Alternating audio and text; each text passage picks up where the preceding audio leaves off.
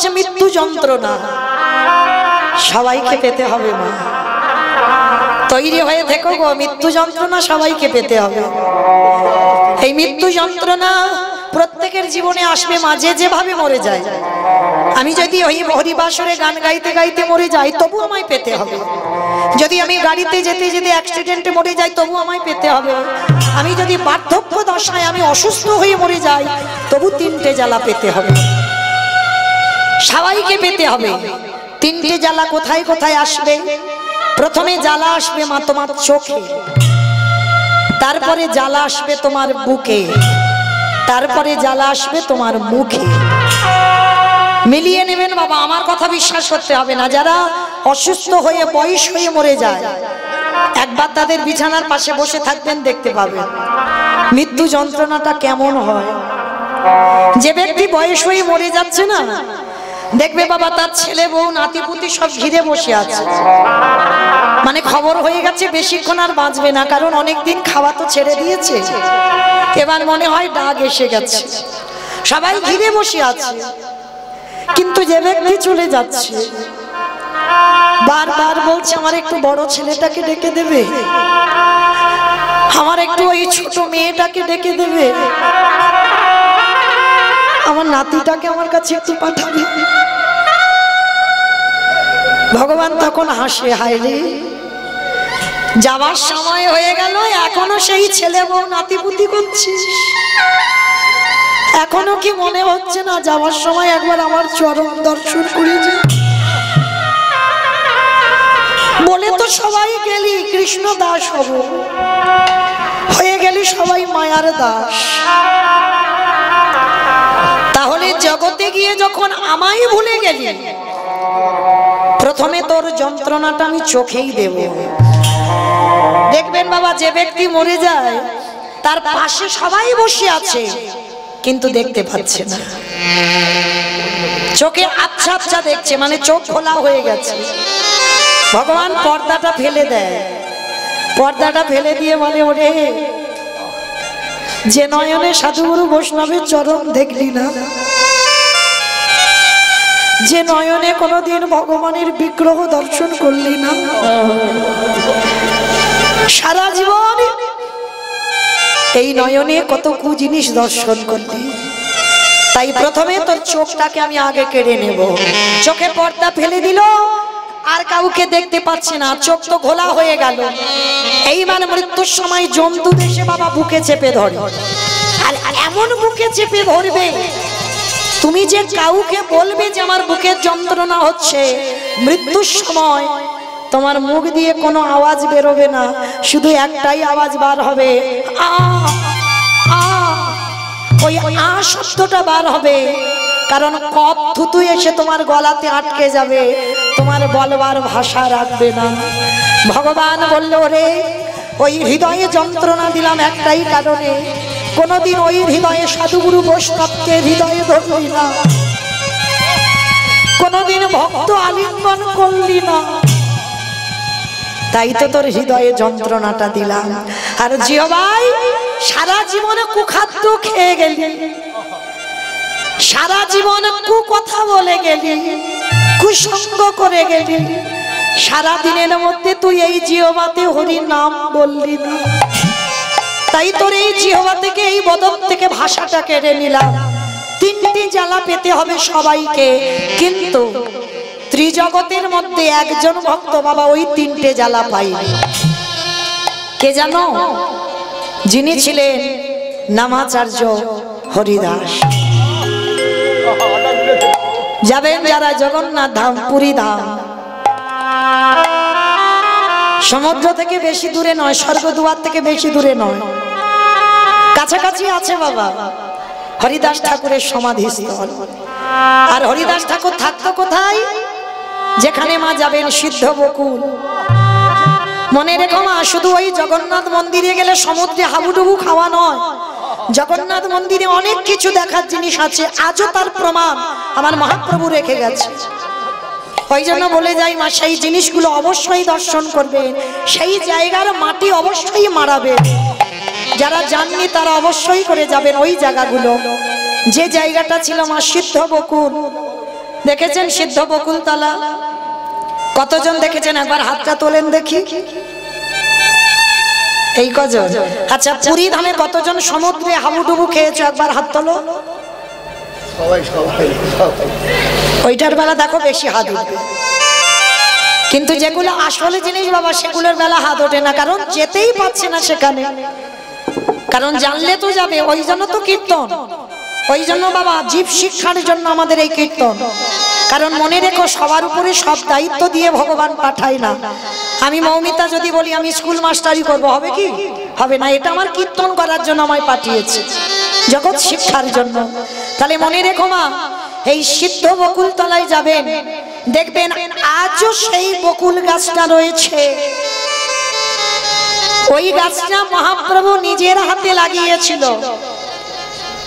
কিভাবে জানো? ওই মহাপ্রভু থাকতো সিদ্ধ বকুল তলার পাশে আছে বাবা গম্ভীরা। দেখেছেন বাবা গম্ভীরা? কতজন দেখেছেন একবার হাত তোলেন।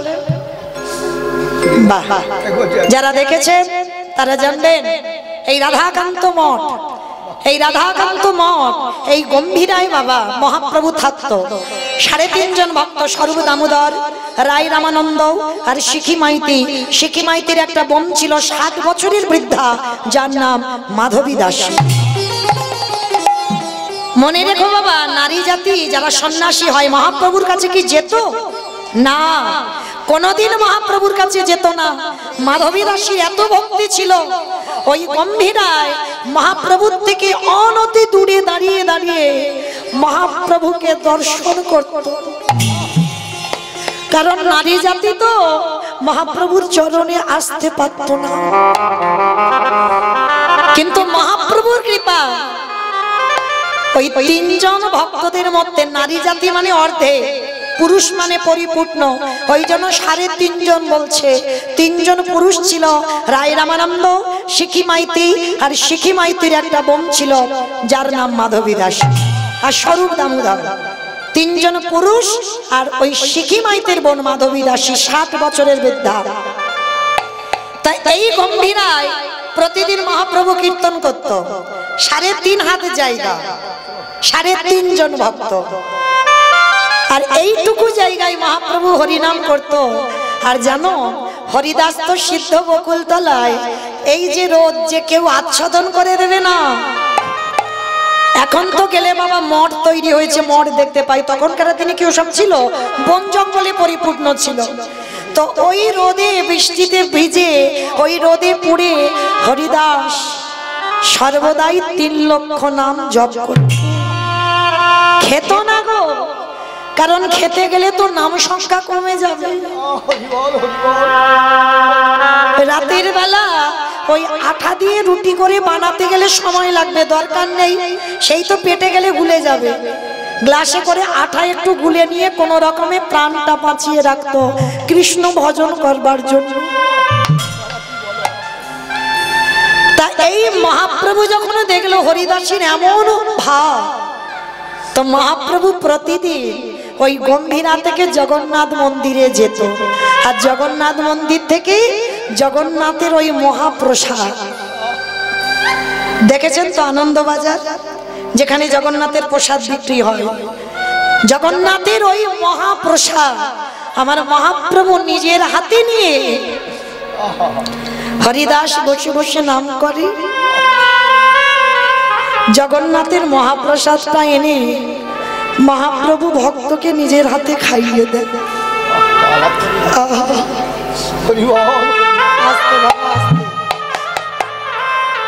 তো যখনই বাবা ওই প্রতিদিন মহাপ্রভু খাইয়ে দেয়, তো আজকের হরিদাস রোদে বসে বসে নাম করছে। মহাপ্রভু গেছে সকাল সকাল জগন্নাথ মন্দিরে, আর প্রসাদ স্বরূপ আমার ভগবান মহাপ্রভুর হাতে কি পড়েছে জানো? একটা বকুল গাছের দাঁতন কাঠি।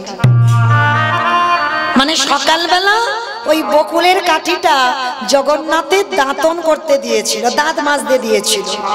আর সেই দাঁতন কাঠিটা আমার মহাপ্রভুর হাতে প্রসাদ স্বরূপ দিয়েছে। যেই না দিয়েছে মনে মনে ভাবছে, বাহ, জগন্নাথ, সচল জগন্নাথ অচল জগন্নাথকে বলছে, জগন্নাথ আজকের আমার ভক্ত সকালবেলায় এই দাঁতন কাঠি প্রসাদ পাবে। যা হয়তো তোমার আজকের এটাই ইচ্ছা হয়েছে যে আজকের আমার হরিদাস এই দাঁতন কাঠিটাই প্রসাদ পাবে। তো এই দাঁতন কাঠিটা বকুল গাছের কাঠিটা নিয়ে হরিদাসের কাছে গেছে। হরিদাসকে গিয়ে বলছে, হরিদাস এই দেখো আজকের আমার জগন্নাথ অন্য কিছু প্রসাদ দেয়নি, আজকের একটা অন্য ধরনের প্রসাদ দিয়েছে। কি দিয়েছে গৌরহরি? বলে বকুল গাছের একটা ডাল। বকুল গাছের ডাল?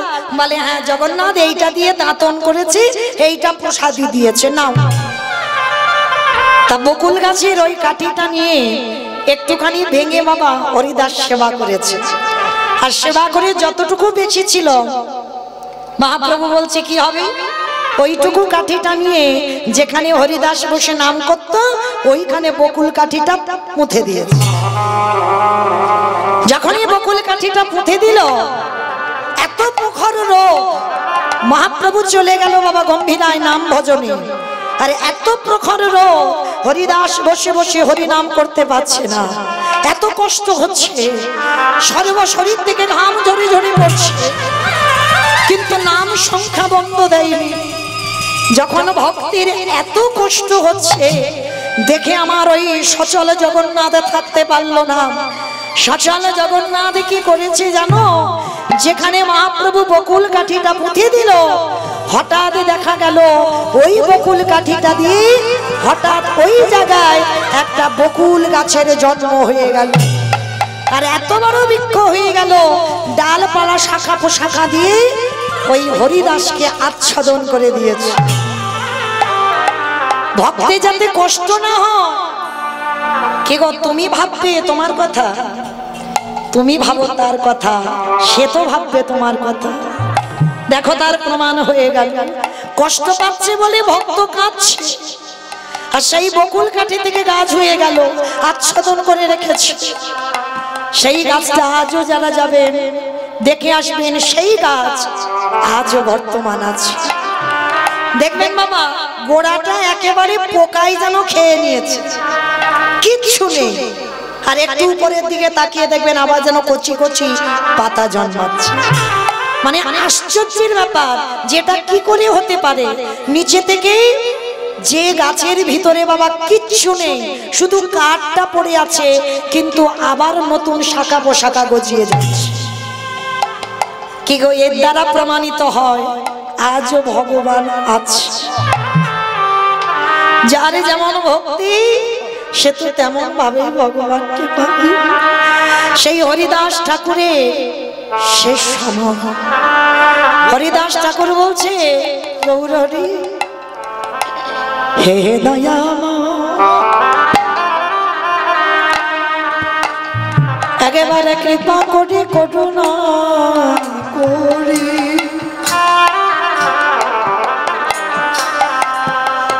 এবারে আমার যাবার সময় হলো, তুমি একেবারে কৃপা করে একেবারে দয়া করে তুমি একেবারে আমার দর্শন দাও গৌরী হে।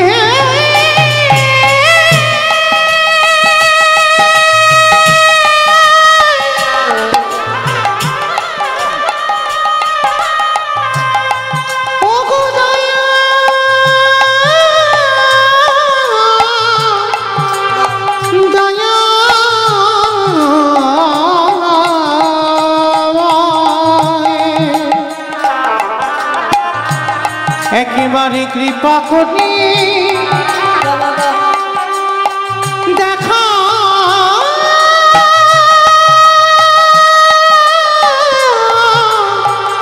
দেখা যেই না হরিদাসের শেষ সময় মহাপ্রভু ভক্তে জড়িয়ে ধরে বলছে, হরিদাস তুমি চলে যদি যাও আমি কেমন করে কি আমায় নাম শোনাবে হরিদাস। ভগবান কাঁদছে ভক্তের জন্য, ভাবতে পারছে। হরিদাস বলছে, গৌরহরি আমাকে তো যেতে হবে, আমি না গেলে পরবর্তী দিনে তুমি যে আসবে তোমার মাটিটা পরিষ্কার করবে কি? আমাকে যেতে দাও না হরিদাস, তুমি চলে গেলে আমার তোমার মতো করে কেউ নাম শোনাতে পারবে না। প্রভু আবার আমি আসবো, কিন্তু এখন আমার তো যাওয়ার সময় হয়েছে প্রভু। আর দেখবেন মা, যারা ভক্ত হয় না তাদের এই শরীরটা কঙ্কাল সার হয়ে যায়, তারা কোনোদিন শরীর স্বাস্থ্য হয় না, মোটা সোটা হয় না, তারা কঙ্কাল হয় কেন জানো? ভক্তদের তো বেশি আহার নিষিদ্ধ, বেশি নিদ্রাও নিষিদ্ধ। 24 ঘন্টায় হরিদাস একবার আহার করত, 24 ঘন্টায় একবার, তাও বাবার উদার ভর্তি করে নয়, স্বল্প একটুখানি অনুকল্প প্রসাদ পেত। তো আজকে সেই হরিদাসের যাওয়ার সময় জীর্ণ মলিন বস্ত্র, হরিদাস চলে যাবে, কিন্তু যাবার আগে গৌরহরিকে বলেছিল, গৌরহরি আমি চলে যাব, কিন্তু যাবার আগে তোমার কাছে আমার একটা নিবেদন। কি নিবেদন? তোমার কাছে আমার নিবেদন, আমি 3টে যন্ত্রণা যেন না পাই। ভক্তরা যে জ্বালা পায় চোখে, বুকে আর মুখে, আমি যেন ওই 3টে জ্বালা না পাই। হরিদাস তাহলে তুমি কি করতে চাইছো বলো? হে দয়াময়, তুমি একবার কৃপা করে প্রভু, তুমি আমার মাথায় হাত দিয়ে আশীর্বাদ দাও, আমার মৃত্যুর সময় আমি এই নয়নে যেন তোমায় দেখতে দেখতে আমি যেতে পারি। নয়নে হেরেব তোমারে ও চাঁদ বয়া, ও চাঁদ বয়া, হৃদয়ে ধরিব তোমারে ওরানা চরণ, তোমারে ওরানা চরণ, বদনে বলিব আমি তোমার নাম সংকীর্তন। হরি বল হরি বল, দয়াল হে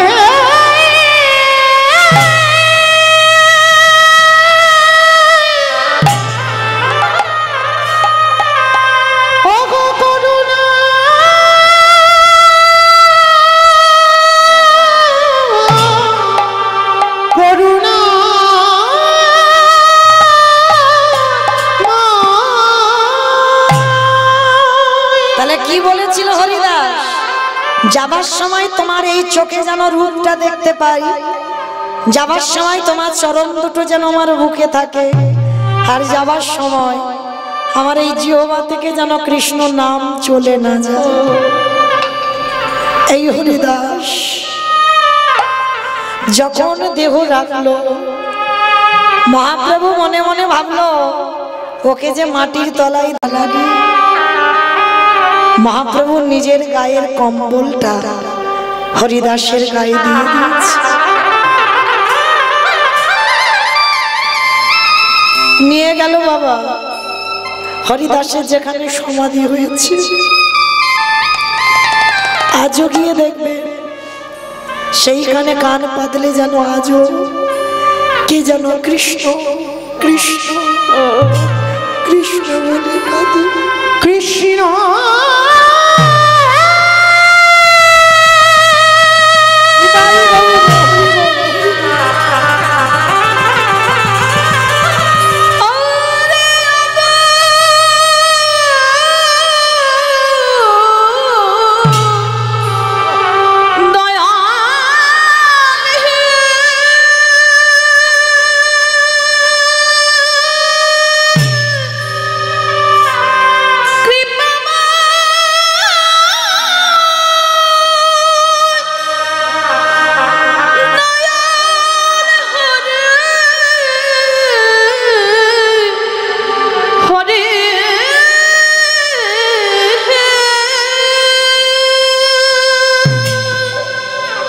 যাবেন যারা গিয়ে একবার দর্শন করে আসবেন সেই হরিদাস ঠাকুরের সমাধির জায়গায়।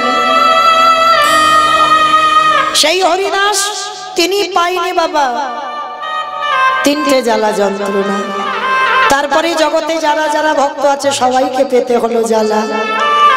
কোনো কালেই আমার জাতের বিচার ছিল না, কোনো সময়ে কোনো যুগেই আমার জাতের বিচার ছিল না। ওটা মানুষ করে, কে নিচু জাত কে উঁচু জাত, কে ব্রাহ্মণ কে বৈষ্ণব কে শূদ্র কে বৈশ্য, এটা মানুষের বিধান, এটা ভগবানের বিধান নয়।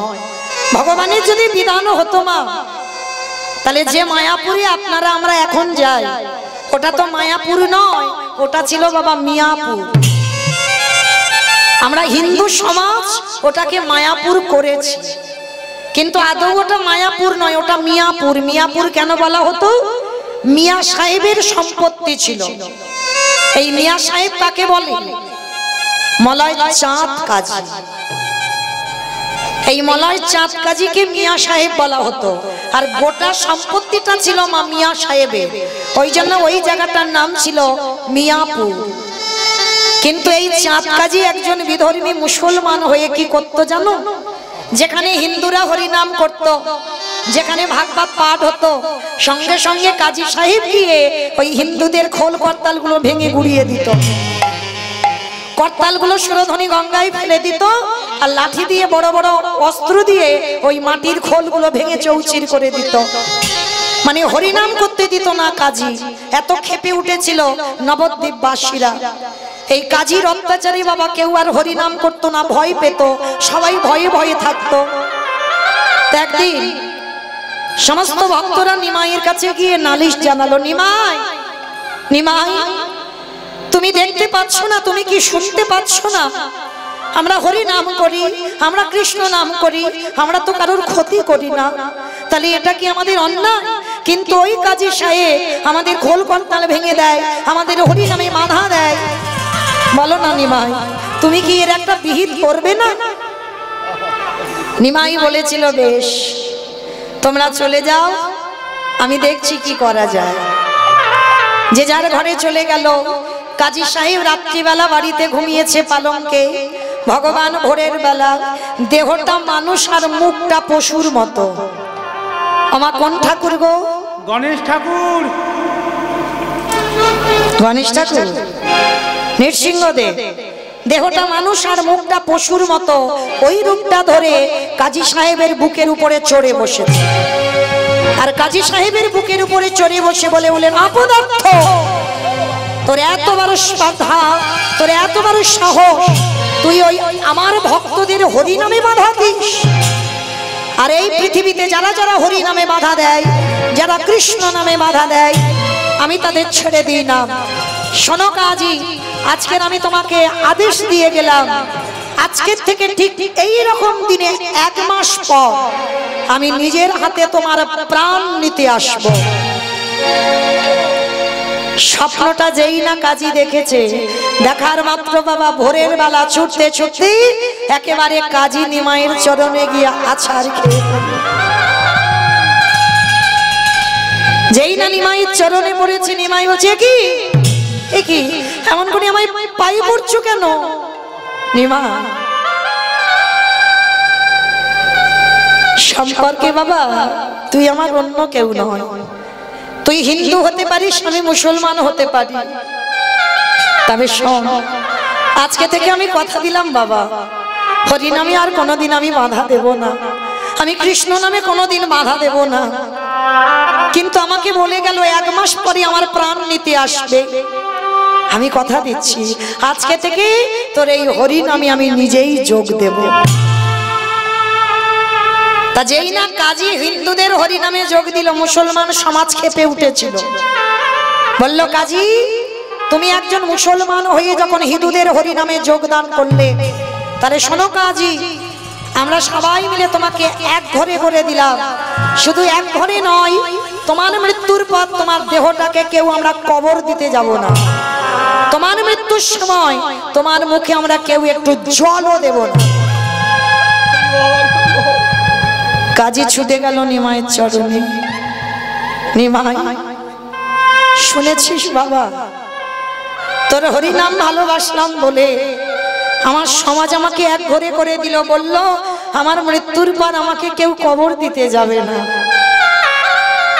বললামই মা, আমার মৃত্যুর সময় আমি ছটফট করব নেই, কি দরকার আছে মা? এই আমাদের মতো মূর্খ ভক্তরা আমরা কি বলি জানো? বলে টাকা পয়সা ব্যাংকে জমিয়ে রাখতে হবে, যেদিন হাত গত চলবে না সেদিন নাকি ওই টাকা পয়সা দেখবে। কি গো, তাই তো বলি তো সবাই, টাকা পয়সা জমাতে হবে। আবার অনেকে বলি যে একটা সন্তানের দরকার, কেন? শেষের দিনে আমার একটু ভাত কাপড় দিতে পারবে তো। কি গো মায়েরা, এখনকার যুগ যা পড়েছে, আশা করো যে ছেলের কাছে ভাত পাবে। এসেছো একা, যাবে একা, কেউ তোমার নয়। যতদিন তোমার এই দেহটা চলবে ততদিন তোমাকে ভালোবাসবে। যতদিন তুমি সংসারে হাত ভর্তি করে দিতে পারবে এই সংসার ততদিন তোমায় ভালোবাসবে। আর যেদিন তুমি বিছানায় পড়ে যাবে এই সংসার তোমার দিকে একবারও ঘুরে তাকাবে না। তাহলে কোন ভালোবাসার কথা বলছো? কোন টাকা পয়সার কথা বলছো? কোন ছেলে বউয়ের কথা বলছো? কি গো, অগ্রদ্বীপের মাটিতে তো গোবিন্দ ঘোষের স্ত্রী ছিল, পুত্র গোপীনাথও ছিল, ছিল না গোবিন্দ ঘোষের? সব তো ছিল, পরিবার ছিল। কিন্তু শেষের দিনে কি হলো? স্ত্রী মরে গেল গোবিন্দ ঘোষের আগে। গোবিন্দ ঘোষের আগে তার একমাত্র ছেলে ছোট্ট বাচ্চা গোপীনাথও চলে গেল। সেই যেমন তুমি এসেছিলে একা, তুমি হয়ে গেলে একা। তাহলে কে বলে শেষের দিনে সবাই তোমার দেখবার থাকে? কেউ থাকে না মা। দেখবে তো একজন, যিনি হলেন বিশ্বের স্রষ্টা মালিক ভগবান,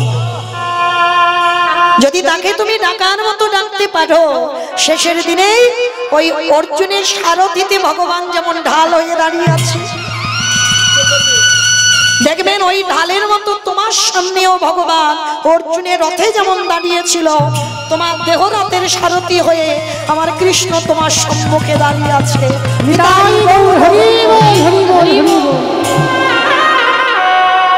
তাই তো আজকের মহাপ্রভু বলেছিল, কাজী দরকার নেই কারো, তুমি যখন আমার চরণে আত্মসমর্পণ করেছো, শেষের দিনে আমি তোমার সাথে থাকবো। কাজীর বার্ধক্য দশা, পিপাসায় ছটফট করছে, কেউ জল দিতে এলো না। মহাপ্রভু নিজের হাতে গিয়ে ওই মুসলমানের বদনে জল দিল। মহাপ্রভু ভগবান হয়ে কাজীর দরবারে গিয়ে, বাবা কাজী যে গ্লাসে জল খেত সেই গ্লাসে আমার মহাপ্রভু জল খেয়েছে। তাহলে লক্ষ্য করে দেখেন ভগবানের আচরণটা কেমন। তো আজকে সেই কাজী সাহেবকেও বলেছিল তুমিও জ্বালা পাবে না, ভগবান পরশ করল। মৃত্যুর পর কাজীকে নিয়ে গেল বামন পুকুর। যারা দেখেছেন কাজীর সমাধি, মায়াপুরে ঢুকতে আগে স্টপেজে পড়ে মা কাজী সাহেবের সমাধি। মহাপ্রভু নিজের হাতে কাজীকে কবর দিয়েছে। শুধু কাজীকে কবর দিল না মা, জানো কাজীর একটা আক্ষেপ ছিল, আমার মৃত্যুর পর আমার কবরে কেউ ফুল দেবে না। ভগবান বলেছিল দরকার নেই কারোর দেওয়ার, আমি আছি তো। ভগবান নিজের হাতে একটা চাঁপা ফুলের গাছ পুঁতে দিয়েছিল। আজও যারা যাবেন গিয়ে দেখবেন সেই চাঁপা ফুলের গাছটা প্রতিদিন এত এত ফুল পড়ে, যেন মনে হয় কাজীর কবরটাকে কেউ যেন ফুল দিয়ে সাজিয়ে। তাহলে কি হবে গো তোমার ছেলে মেয়ে আত্মীয় পরিজন,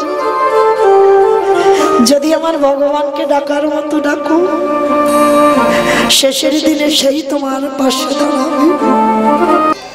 যে যত বড় ধনী হোক না কেন, যার যত টাকা থাকুক না কেন, যার যত অর্থ থাকুক না কেন, মনে রাখতে হবে মা শেষের দিনে তোমার এই পৃথিবীতে কেউ আপন নয়, কেউ তোমার আপন নয়, সব দুদিনের জন্য। আজকের এসেছো যেমন একা, তোমাকে যেতে হবেও একা। যেদিন এসেছিলে বাবা তুমি সাথে কিছু নিয়ে আসোনি, আর যেদিন তুমি এই ভব মায়া ছেড়ে চলে যাবে সেদিনও তুমি সাথে কিছু নিয়ে যাবে না। তবে যাবে কি তোমার সাথে বাবা তোমার কর্মফল। কতদিন হরিবাসরে বসেছো, কতদিন ভাগবত আসরে বসেছো, কতদিন সাধু সঙ্গ করেছো, গুরুচরণ আশ্রয় করেছো, কতদিন বাবা ভাগবত আসরে গিয়ে বসেছ, কতদিন তুমি ধর্মের কাজে যুক্ত আছো। এই ভালো ভালো কর্মগুলো তোমার সাথ দেবে মা, তবে আমি একটা গ্যারান্টি দিতে পারি, আরেকজন তোমার সাথ দেবে। সে কে জানো? সে ধনী হোক আর গরিব হোক, মানুষের মৃত্যুর পর মা দুটো জিনিস তার সাথে নিয়ে যেতে হয়। বলো তো সেটা কি? এক হলো খোল আর একটা হলো করতাল। আর পিছনে বাজাবে বলো হরি বলো হরি। কি মাইরা আপনাদের এই গ্রামে বাজে তো? মানুষ মরে গেলে খোল করতাল বাজায়। আচ্ছা, এই জায়গাটা একটু বিচার করে দেখেন। তাহলে ঠাকুর বিসর্জন যখন করতে যাও বাবা, তখন তো বড় বড় ডিজে বক্স বাজাও, আর যেদিন আমাদের দেহ বিসর্জন হবে সেদিনকে একটা ডিজে বক্স বাজিয়ে গেলে হতো না? নিশ্চয়ই হতো। তাহলে হচ্ছে না কেন? এই জায়গায় চৈতন্য মহাপ্রভু শিক্ষা দিয়েছেন, ওরে কলির জ্ঞানন্ধজি, ভালো করে পিছনের দিকে তাকিয়ে দেয়। যেমন এসেছিস একা, যাচ্ছিস একা, সাথে যাচ্ছে কে? এই হরি নামে যাবে। আমাদের পচা দেখো দেখো যা,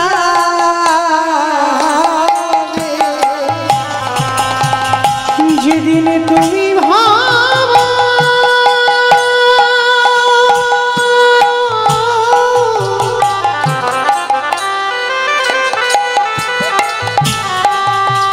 যেদিন তুমি ভাবো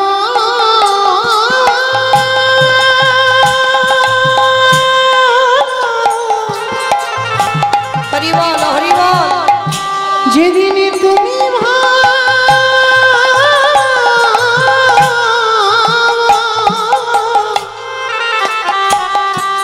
ওই ভাব পারে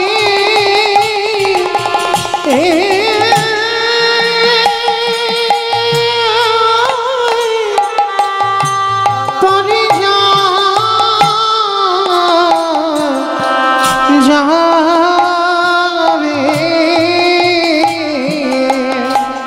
সেই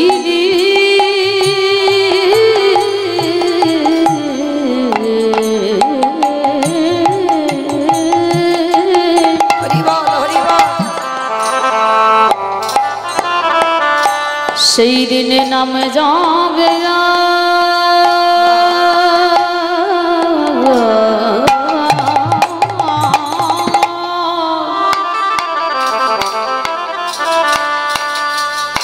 এই পচা দেহ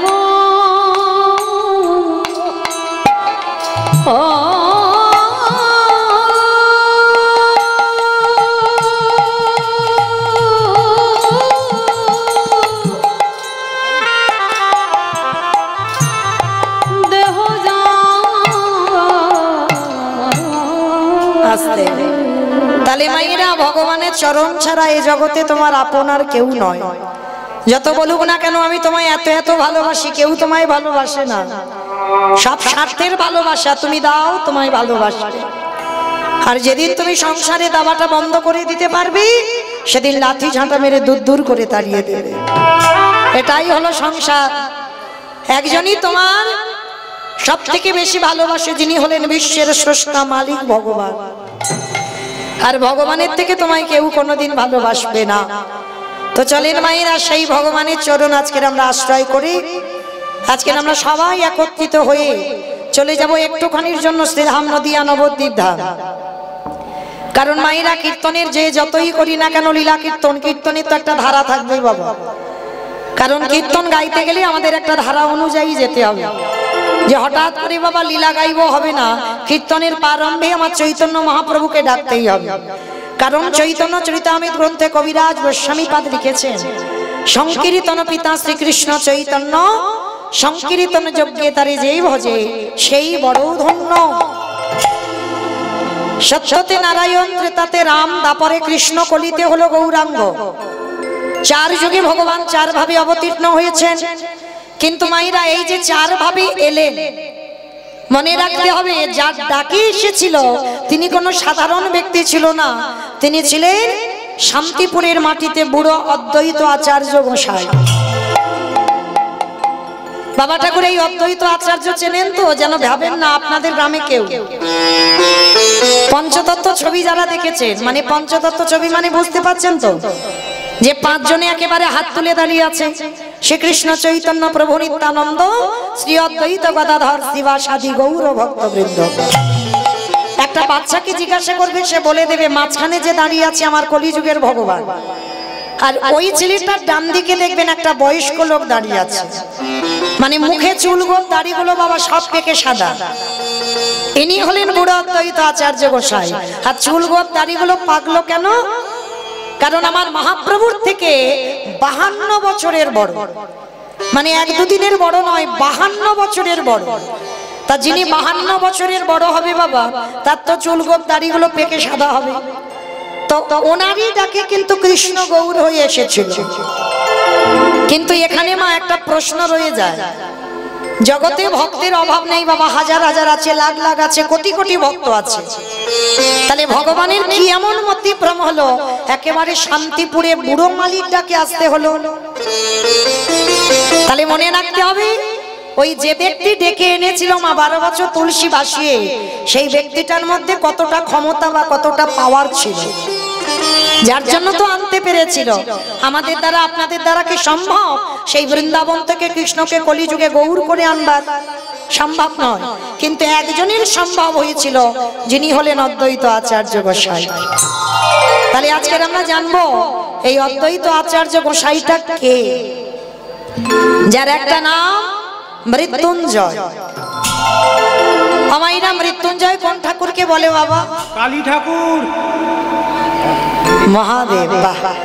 বাবা ভোলা না, শিব ঠাকুরের একটা নাম হচ্ছে মৃত্যুঞ্জয়। কেন এই মৃত্যুঞ্জয় বলা হলো? তার একটাই মাত্র কারণ, সমবেত শুধু কৃষ্ণ অনুরাগী, গৌর অনুরাগী, মাতৃমণ্ডলী পিতৃমণ্ডলী, আহুত অনাহুত ভাগত এই গ্রামবাসী বৃন্দ, যারা আমার রাধা গোবিন্দে, যারা আমার গৌর নিতাই এর আতুল চরণ আশ্রয় গ্রহণ করেছেন, তাহাদের সবাকার চরণে রইল আমার কোটি কোটি দণ্ডবত। তারপরে জানাই, এখানে যত সাধুগুরু ব্রাহ্মণ বৈষ্ণব আছেন, তাহাদের পাদ পদ্মে রইল আমার ভক্তিপূর্ণ দণ্ডবত প্রণাম। তারপরে জানাই, মাগো আমি আমার পিতামাতার চরণে, আমার শিক্ষাগুরু দীক্ষাগুরুর চরণে অনন্ত কোটি কোটি দণ্ডবত প্রণাম। তারপরে যাদের কথা না বললে বাবা সব থেকে বড় ভুল হবে, সব থেকে বড় অপরাধ হবে। যে কমিটি দাদা ভাই বাবা ঠাকুর ভাইদের উদ্যোগে আজকের মহানাম যজ্ঞানুষ্ঠান, কীর্তন জগতের সর্বকনিষ্ঠতম কীর্তনিয়া হয়ে আমি মৌমিতা ঘোষ আমার সম্প্রদায়ের তরফ থেকে তাদের চরণে সর্বাগ্রে জানালাম কোটি কোটি দণ্ডবত প্রণাম। তো কীর্তনের প্রারম্ভে বাবা কালকে থেকে বহু বহু কীর্তনিয়ার আমরা আসছি। তো কীর্তনের প্রারম্ভে যত কীর্তনিয়া সম্প্রদায় এসেছে, প্রত্যেকের চরণে রইল আমার কোটি কোটি দণ্ডবত প্রণাম। তবে মায়েরা, কীর্তনের প্রারম্ভে আমার মনে হয় সর্বাগ্রে যাদের উদ্যোগে কীর্তন হয় তাদেরকে আগে প্রণাম দেওয়া উচিত। এটা কারোর বিচারে নয়, এটা আমি আমার বিচারের, আমার ব্যক্তিগত কথা বলছি। যে আমার মনে হয় সবার আগে যাদের উদ্যোগে কীর্তন হয় বাবা, তাদেরকে আগে প্রণাম দিতে হবে। কেন? যারা মাসের পর মাস মাধুকরী করে, লোকের দাঁড়িয়ে দাঁড়িয়ে গিয়ে কেউ 5 টাকা, কেউ 10 টাকা, কেউ 50, কেউ 100, যে যেমন পেরেছে দিয়েছে, তাদের ভিক্ষার আঁচলে। তার উপরে বাবা আবার কত কটু কথাও বলেছে। তবু কিন্তু এত কিছু সহ্য করেও এই গ্রামের মঙ্গলের জন্য, কেউ কিন্তু ব্যক্তিগত মঙ্গল নয় যে নিজস্ব মঙ্গলের জন্য কীর্তনটা করাচ্ছে না, এই গোটা গ্রামের মঙ্গলের জন্য যারা আগিয়ে এসেছে।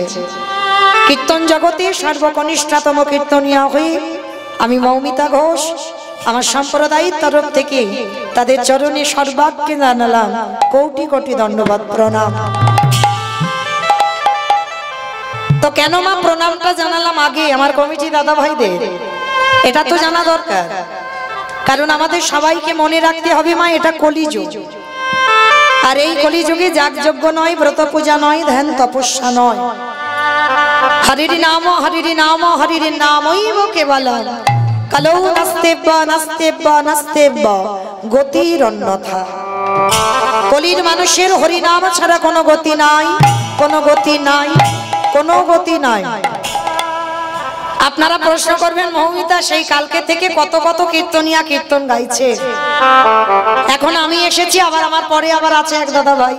তাহলে বাবা যত যত কীর্তনিয়া আছি প্রত্যেক কীর্তনিয়া একটাই কথা বলে, বলে হরিনাম করো, হরিনাম শোনো, একাদশী করো, ভগবানের চরণে তুলসী দাও, তুলসী গাছে জল দাও, ভগবান ছাড়া তোমাদের আর গতি নাই।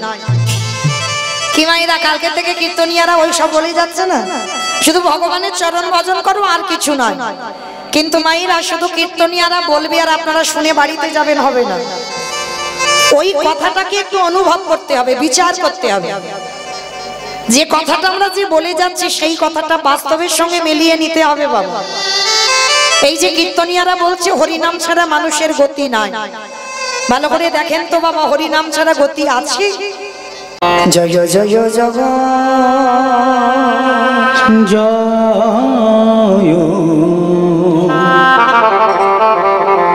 জয় জগৎ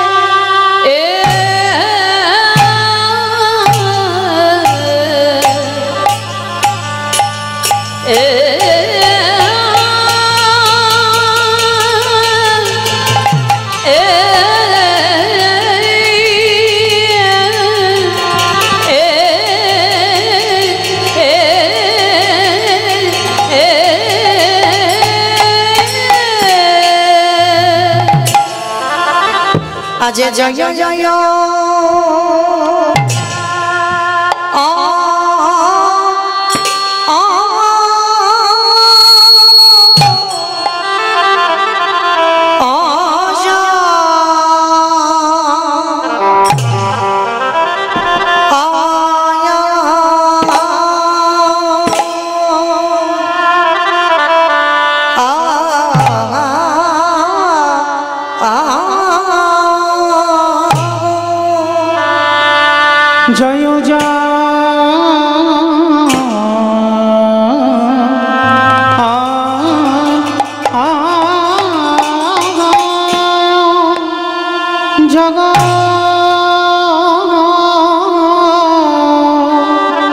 আজ দেখো দেখো প্রভুরি যাওয়া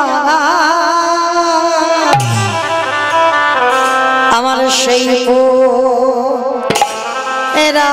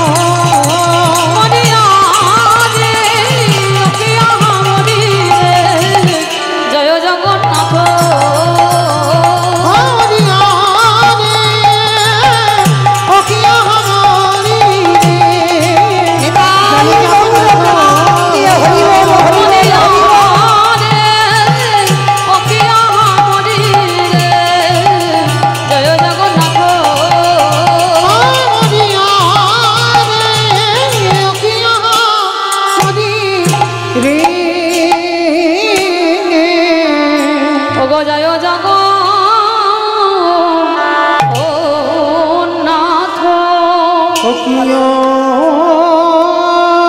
জয় জয় জগন্নাথ।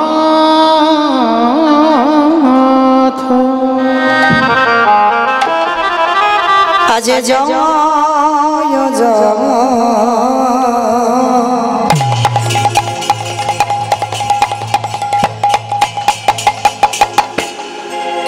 জয় জয় জগ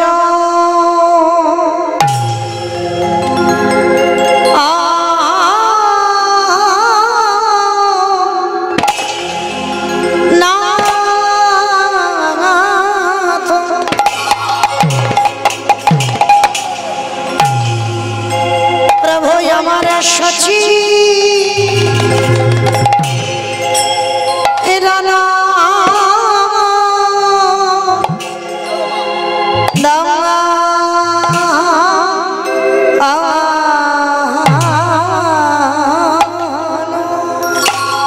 আজ হরি বল হরি বল হরি বল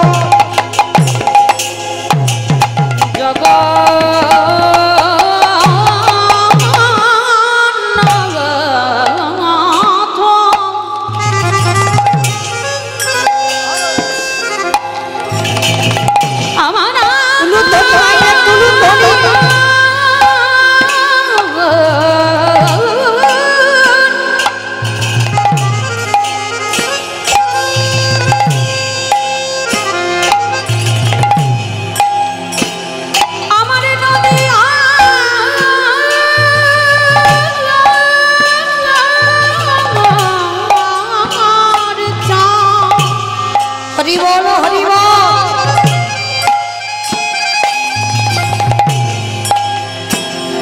গৌর হরি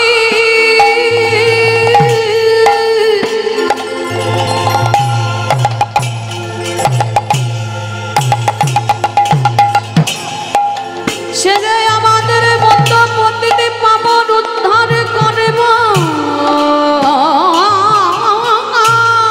লাগি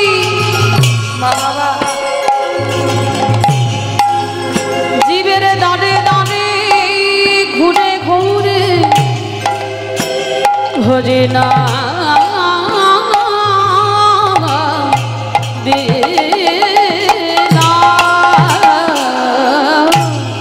জয় জয় জয় জগ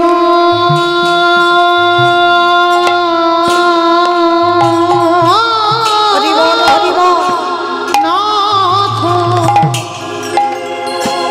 প্রভু আমার সচি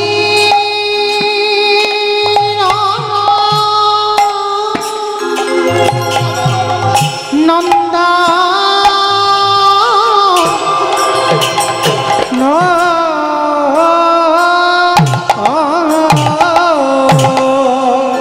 আজ ত্রিভু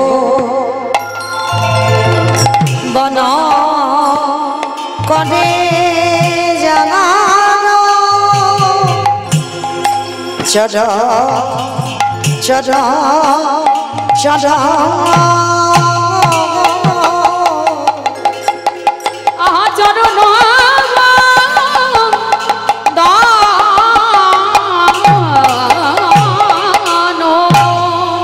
প্রভু আমার উদয় হয়েছে আজ উদয়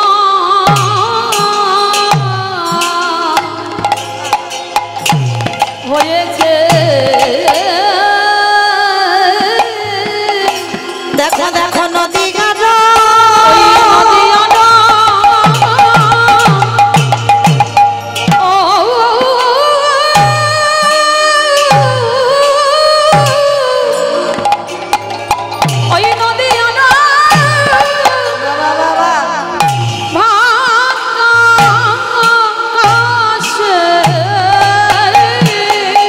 প্রভু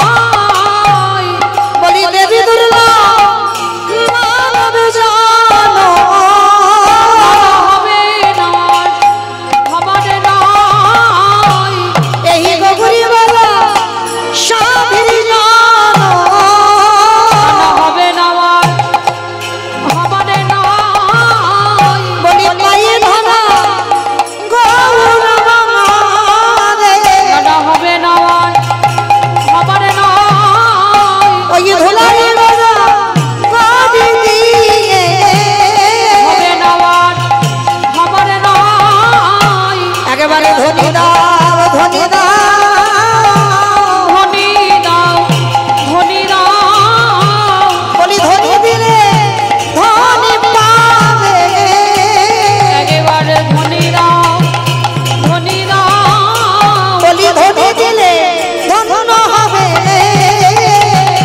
ধনী দাও ধনী দাও বলি মানব জন সফল হবে ধনী দাও বলি এমন জন আমার হবে না ধনী দাও ধনী দাও বলি বলা বদনারে পাবে না ধনী দাও ধনী দাও হরি হরি হরি বলে ধনী দাও ধনী দাও হরি হরি হরি বলে ধনী দাও ধনী দাও ধনী দাও ধনী দাও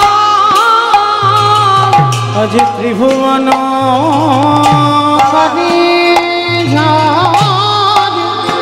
চর চর চর আচরণ দান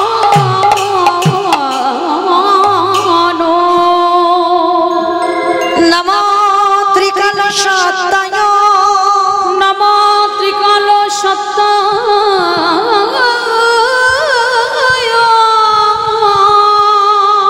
জগন্নাথ সুতায় জগন্নাথ সুতায়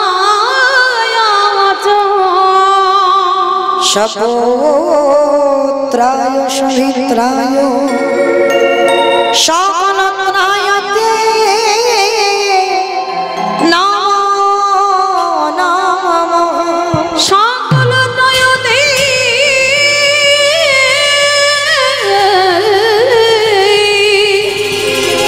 নম নম জানি তাই জয় রাধে জয় জগন্নাথ জয় মহাপ্রভু হরে কৃষ্ণ জয় রাধে শ্যাম।